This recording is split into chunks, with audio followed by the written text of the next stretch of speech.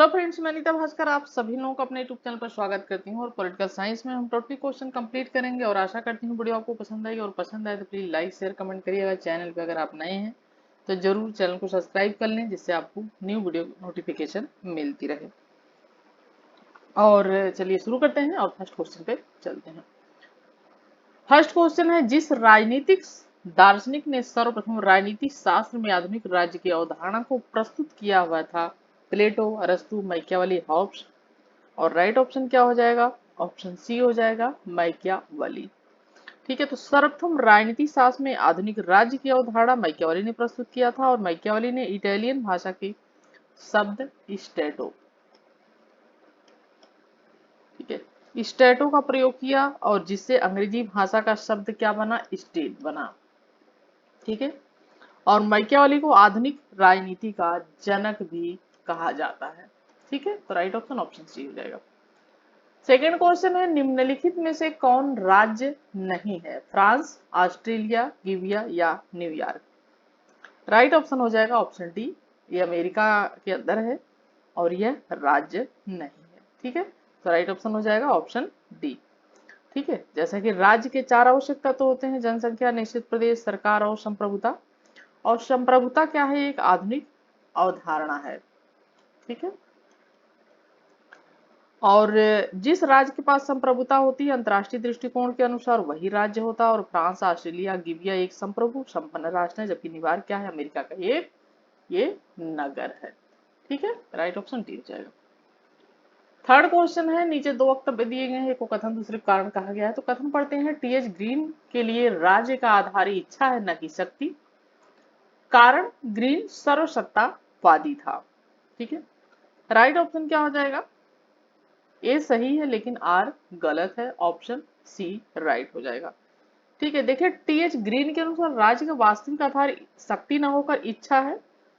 अधिकारों की रक्षा के लिए राज्य का प्रादुर्भाव होता है और साधारणतः व्यक्ति अपने अधिकारों के समान ही दूसरे व्यक्तियों के अधिकारों का आदर भी करता है, परंतु कभी कभी क्रोध, घृणा या स्वार्थ के बस में होकर वह क्या करता है? दूसरे के अधिकारों की उपेक्षा भी करता है।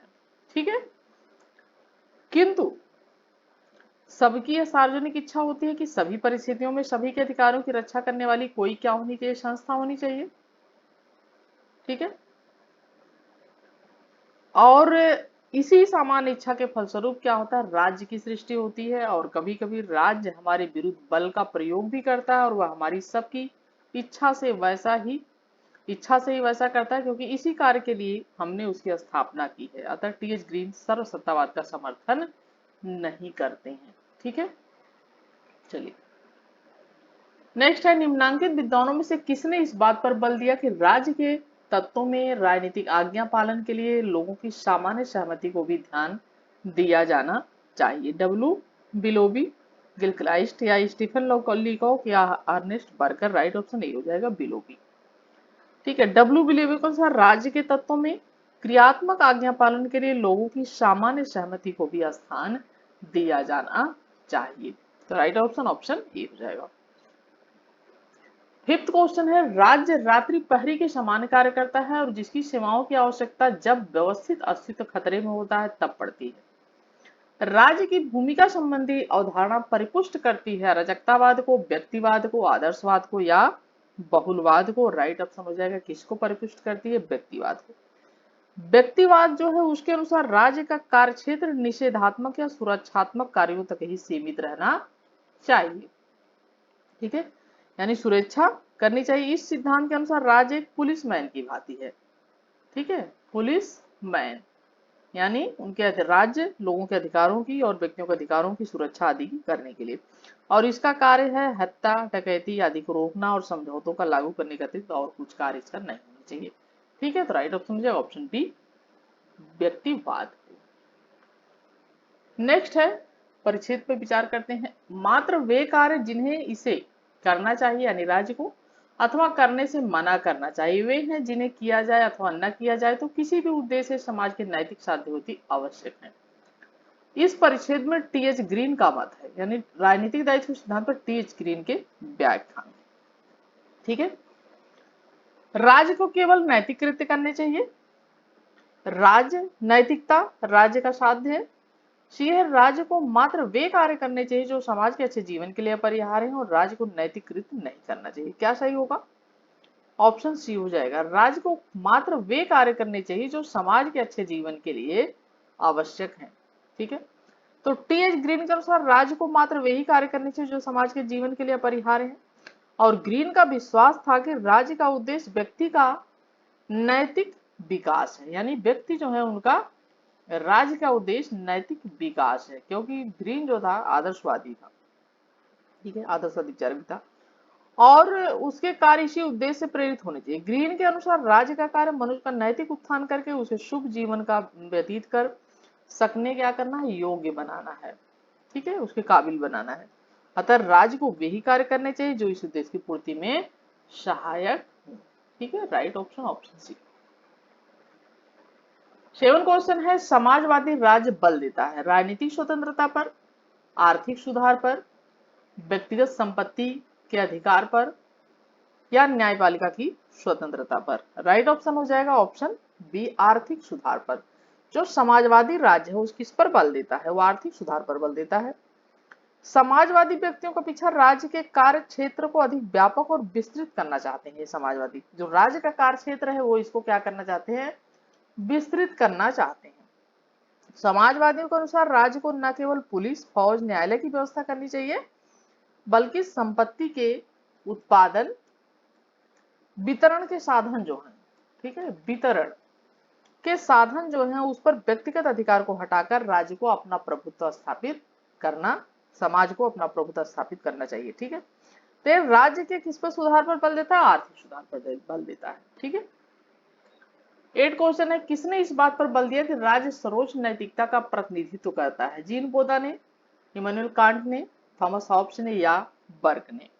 राइट ऑप्शन हो जाएगा ऑप्शन बी, कांट। तो जर्मनी के इमानुएल कांट को आधुनिक आदर्शवाद का पिता माना जाता है। क्या माना जाता है इन्हें, आधुनिक आदर्शवाद। ठीक है, क्या माना जाता है इन्हें, पिता माना जाता है कांट को। ठीक है, आधुनिक आदर्शवाद का पिता किसे माना जाता है, इमानुएल कांट को माना जाता है, और उनकी मान्यता है कि सर्वशक्तिमान त्रुटिहीन तथा सार रूप में क्या है, ईश्वरीय संघ है और सारी सत्ता ईश्वर की होती है। ठीक है, और उसकी सत्ता का आज्ञा पालन करना क्या है, पवित्र कर्तव्य है। ठीक है, चाहे उसकी सत्ता अवैध हो या किसी अपहर्ता के पास हो। अतः उसने इस बात पर बल दिया कि राज्य सर्वोच्च नैतिकता का प्रतिनिधित्व करता है। तो राइट ऑप्शन ऑप्शन बी। 9 है, कौन इस बात का पोषण करता है कि राज्य सर्वोच्च नैतिकता का प्रतिनिधित्व करता है, कांट, प्लेटो, बर्ग। ठीक है, और उपयुक्त में से कोई नहीं। तो राइट ऑप्शन क्या हो जाएगा, इमानुएल कांट है। क्वेश्चन वही है लेकिन पूछने का तरीका बदला है। तो जैसा कि कांट के अनुसार राज्य सर्वोच्च नैतिकता का प्रतिनिधित्व करता है और प्रत्येक मनुष्य केवल मनुष्य के नाते अपने आप में क्या है, मनुष्य साध्य है। ठीक है, वह किसी अन्य साध्य का साधन नहीं हो सकता, और प्रत्येक मनुष्य की दृष्टि से देखने की सदिच्छा क्या है, निरपेक्ष आदेश है, अर्थात वह ऐसा नियम है जिसके साथ कोई शर्त नहीं जोड़ी जा सकती। और अर्नेस्ट बर्कर ने इस नियम को मानव स्वतंत्रता का आधारभूत सिद्धांत स्वीकार किया है, और कांट ने उदारवाद का आदर्शवादी संशोधन प्रस्तुत किया। राइट ऑप्शन ऑप्शन ए। नेक्स्ट है, मानव समाज राज्य के माध्यम से संबंधित व्यक्तियों का बालू का ढेर नहीं बल्कि समूहों का ऊर्ध्वगामी पद सोपान है। ठीक है, किसने कहा है, फिगिस ने, मेटलैंड ने, गियर ने, या बार्कर ने। राइट ऑप्शन हो जाएगा फिगिस ने। तो जे एन फिगिस, ठीक है, जे एन फिगिस ने बहुलवाद को चर्च के संदर्भ में लागू किया जिसका विशेष व्यक्तित्व है, और उसने यह विचार प्रस्तुत किया कि चर्च के सामूहिक व्यक्तित्व का अस्तित्व राज्य की कृपा के कारण, ठीक है, नहीं है, क्योंकि चर्च के पास व्यक्ति की तरह आत्मविश्वास की विकास की क्या है, शक्तियां हैं। ठीक है, राज्य को यह स्वीकार करना चाहिए, और उसने कहा कि मानव समाज व्यक्तियों का ढेर नहीं है जो केवल राज्य के माध्यम से एक दूसरे से जुड़े हों, बल्कि यह समूह की सोपानिक व्यवस्था है। ठीक है, right option option A Figgis. 11 question, first और सेकंड को मिलान करना है, सूची फर्स्ट और सेकंड। लॉक, राज्य नैतिकीकरण की एक सच्चाई है। प्लेटो, राज्य लोगों की इच्छा पर आधारित है। सी, अरस्तु, राज्य विधि के सृजन हेतु एक इकाई है। डी है, राज्य मानव विवेक का साकार रूप है। ठीक है, राइट ऑप्शन क्या हो जाएगा? ऑप्शन सी हो जाएगा। मिलान करेंगे, ए का 2 हो जाएगा, लॉक राज्य लोगों की इच्छा पर आधारित है। बी का 4 हो जाएगा, राज्य मानव विवेक का साकार रूप है। सी का 1 हो जाएगा, राज्य नैतिकीकरण की एक सच्चाई है। और डी का 3 हो जाएगा, राज्य व्यक्ति के सृजन हेतु एक सच्चाई है। राइट ऑप्शन सी हो जाएगा। ठीक है, 12 क्वेश्चन है। मैन वर्सेस स्टेट नामक पुस्तक के लेखक हैं Adam Smith, Malthus, Spencer, MacIver. Right option C हो जाएगा, हर्बर्ट स्पेंसर।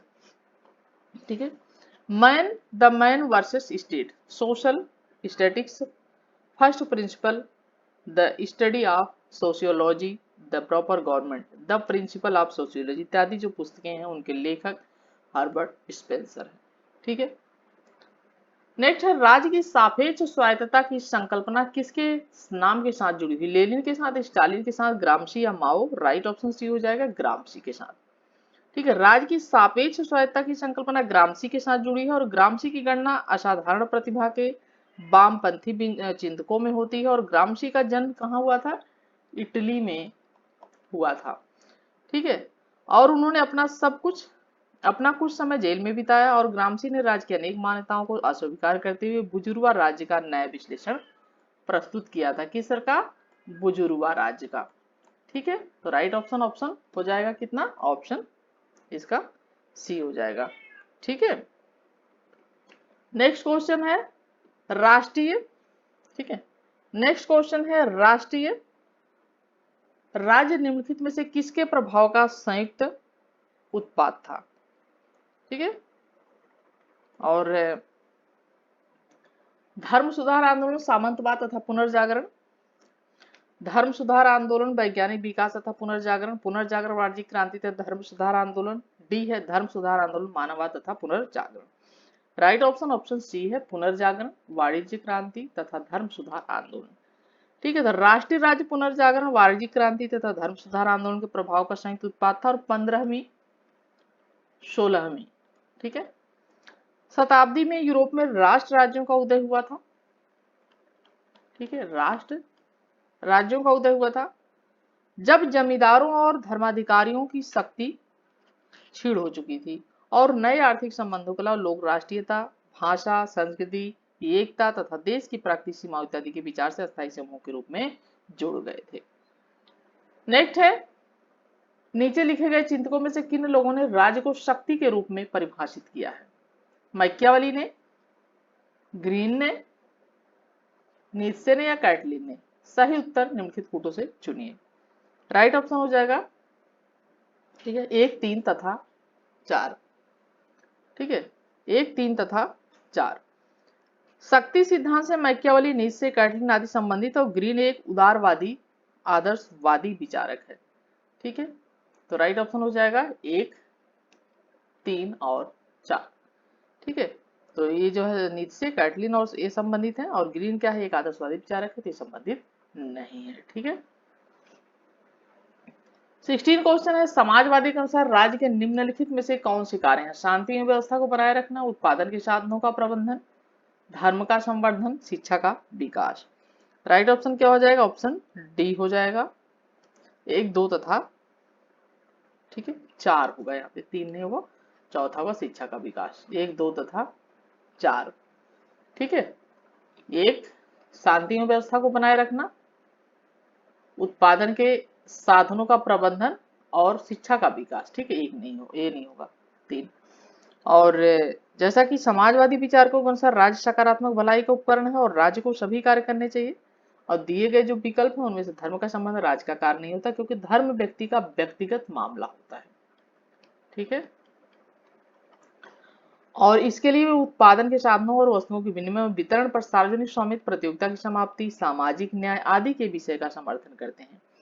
ठीक है, और समाजवादी राज्य आर्थिक समानता पर बल देता है। ठीक है, नेक्स्ट है, निम्नलिखित में से कौन सा एक राज्य की अत्यधिक प्रशंसा करता है? अराजकतावादी, व्यक्तिवादी, आदर्शवादी या साम्यवादी? ठीक है, राइट ऑप्शन हो जाएगा आदर्शवादी। ठीक है, आदर्शवादी सिद्धांत में राज्य की अत्यधिक प्रशंसा की जाती है और आदर्शवादी सिद्धांत राज्य को प्राकृतिक व नैतिक संघ तथा व्यक्ति को राजनीतिक समुदाय का अभिन्न अंग मानता है। 18 क्वेश्चन है, कार्ल मार्क्स की निम्नलिखित रचनाओं में से किसमें उसके श्रम के प्रति उदासीनता संबंधी विचार मिलते हैं? द कम्युनिस्ट मैनिफेस्टो, 1844 के economic and philosophic manifest, Das Kapital, उपरोक्त में से कोई नहीं। राइट ऑप्शन हो जाएगा ऑप्शन बी। ठीक है, तो कार्ल मार्क्स की रचना 1844 के इकोनॉमिक एंड फिलोसफिक मैनिफेस्टो श्रम के प्रति उदासीनता संबंधी विचार मिलते हैं। 19 क्वेश्चन है, इनमें से किस वर्ग के विचारकों ने वाद प्रतिवाद और संवाद की दंडात्मक पद्धति का प्रयोग किया? मार्क्स और मिल ने, मार्क और कांट ने, हीगल और मार्क्स ने, और हीगल और लास्की ने। राइट ऑप्शन क्या हो जाएगा? ऑप्शन सी हो जाएगा, हीगल और मार्क्स। हीगल एवं मार्क्स ने अपने दर्शन में वाद प्रतिवाद एवं संवाद की द्वंद्वात्मक पद्धति का प्रयोग किया। द्वंद्वात्मक पद्धति का मतलब है परस्पर विरोधी विचारों या तर्कों के टकराव से सत्ता की प्राप्ति करना। ठीक है, दोनों ने इसके लिए 3 चरण, वाद, प्रतिवाद और संवाद बताया, और इस तरह सामाजिक परिवर्तन और विकास की प्रक्रिया 3 अवस्थाओं में संपन्न होती है। ठीक है, तो राइट ऑप्शन हीगल और मार्क्स। नेक्स्ट है और लास्ट क्वेश्चन, माओ के अनुसार मार्क्सवादी क्रांति में कृषकों की भूमिका प्रतिक्रियात्मक होगी, शून्य होगी, महत्वपूर्ण होगी या महत्वहीन होगी? राइट ऑप्शन हो जाएगा महत्वपूर्ण होगी। तो माओ ने चीन की क्रांति में यह माना कि कृषकों की भूमिका महत्वपूर्ण होगी, और मार्क्स के अनुसार आधुनिक युग में साम्यवादी क्रांति के दौरान श्रमिक वर्ग की भूमिका महत्वपूर्ण होगी, जबकि माओ का मानना था कि मार्क्सवादी क्रांति में कृषकों की भूमिका महत्वपूर्ण होगी। ठीक है, राइट ऑप्शन हो जाएगा महत्वपूर्ण होगी। 20 क्वेश्चन कंप्लीट होते हैं और आशा करती हूँ वीडियो आपको पसंद आई होगी, और पसंद आई तो लाइक शेयर कमेंट करिएगा। चैनल पर अगर आप नए हैं तो जरूर सब्सक्राइब कर लें, बेल आइकन प्रेस कर लें, जिससे नई वीडियो की नोटिफिकेशन आपको मिलती रहे। नेक्स्ट वीडियो में फिर आप सभी से मिलती हूँ, तब तक के लिए thank you for watching video.